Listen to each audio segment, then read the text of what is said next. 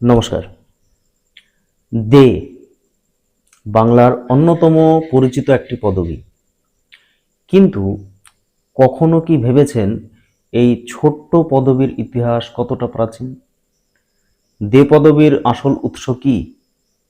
আজকের ভিডিওতে আমরা জানব দে পদবীর ইতিহাস ও এর উৎপত্তি। ইতিহাসবিদদের মতে দে পদবীর উৎপত্তি সংস্কৃত দেব শব্দ থেকে। দেব শব্দের অর্থ দিব্য, সম্মানিত বা শ্রেষ্ঠ।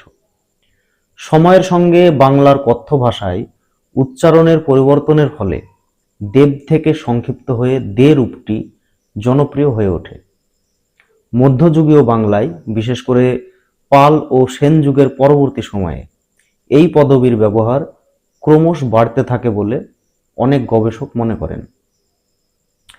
একটি বিষয় মনে রাখা জরুরি, প্রথম দিকে দেব সবসময় জন্মগত পদবী ছিল না।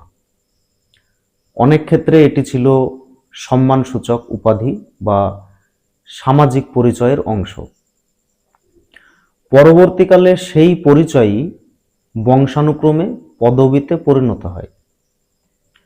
বাংলায় দে পদবী ঐতিহাসিকভাবে কায়স্থ ও বৈদ্য সম্প্রদায়ের মধ্যে বেশি দেখা গেলেও বর্তমানে বিভিন্ন সম্প্রদায়ের মানুষ এই পদবী ব্যবহার করেন।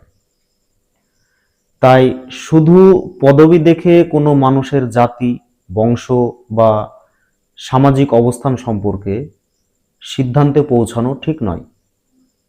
মনে রাখতে হবে, একটি পদবীর ইতিহাস আর একজন মানুষের পরিচয় এক বিষয় নয়।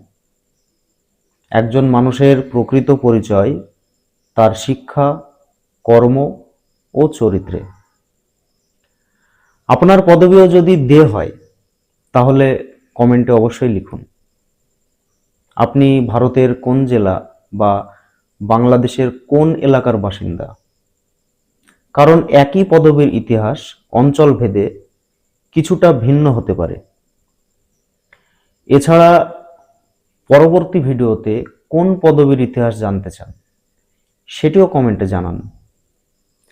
ভিডিওটি ভালো লাগলে অবশ্যই লাইক, শেয়ার করবেন। আর এমন তথ্যভিত্তিক ইতিহাস জানতে চ্যানেলটি সাবস্ক্রাইব করুন এবং ফেসবুক পেজটি ফলো করতে ভুলবেন না। ধন্যবাদ। আবার দেখা হবে নতুন একটি ইতিহাসের গল্প নিয়ে।